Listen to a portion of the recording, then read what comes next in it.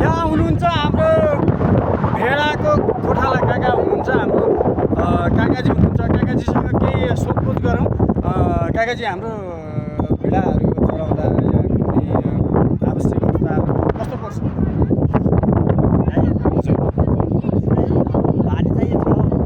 पानी अब यस्तो हुन्छ, पानी खडेरी छ होइन, खडेरीको अवस्था छ। अब भेडाहरूलाई अलिक चराउन घाँसपात गर्न अलिक गाह्रो भएको होला होइन। त्यो कारण कस्तो अवस्थामा अहिले काटिराख्नु भएको छ? कस्तो अवस्था? पानी डुबेर यही वर्षको महिनातिर लेक पनि थियो पहिला। पानी डुबेर माथितिर झाडी छ।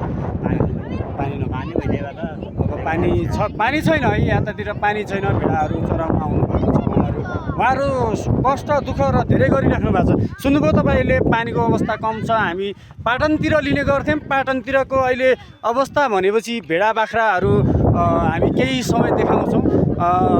चरनहरू यतातिर हेर्न सक्नुहुन्छ, चरनहरू केही छैन है। नभएको कारणले हामी अब तपाईँहरूलाई एकछिनमा भेडा देखाउँछौँ। उहाँहरूलाई कस्तो कष्टमा बाँचिराख्नु भएको छ। पाटनमा कुनै घाँसहरू यता कुनै अवस्थामा छैनन्। उहाँहरू भेडा पाटनहरू चराइराख्नु भएको छ। म एकछिनमा भेडाहरू देखाउँदै छु। हेर्नु होला तपाईँहरूले भेडाहरू कस्तो पानी प्यासले गर्दा नै दौडिराखेको अवस्था छ। उहाँ भेडी गोठालाहरूलाई समस्या अवस्थाहरू आएको छ। हामीले केही प्रश्नहरू उहाँसँग सोध्यौँ है।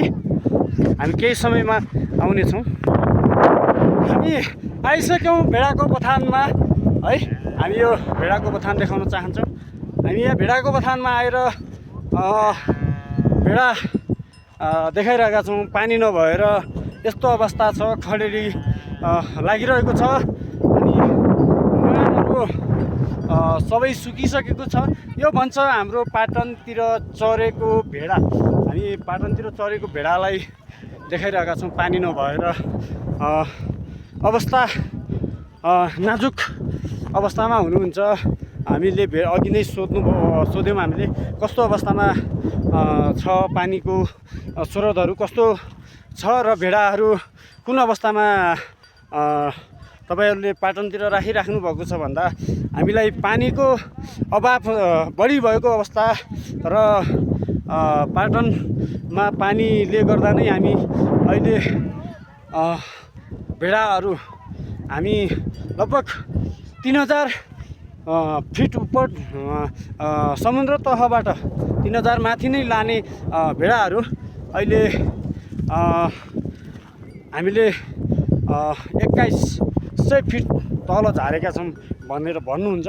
हाम्रो यो भेडाहरू 3000 समुद्र तहबाट 2100 वर्ग किलोमिटरबाट लगभग 3000 फिट माथि बुकी पाटनमा चरेको भेडाहरू हो। हामीले चाहिँ देखाउन सक्छौँ।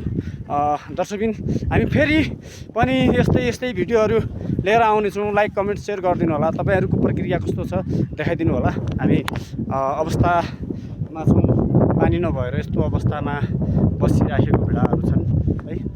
हामी यस्तो अवस्थामा बाँच्न र हामीले पनि आज असार 15 दही चिउरा खाने दिन यसो घुम्न आउँदा हामीलाई पनि प्यास लागेर पानी नपाएर हामी पनि तडपिरहेका छौँ। हामीले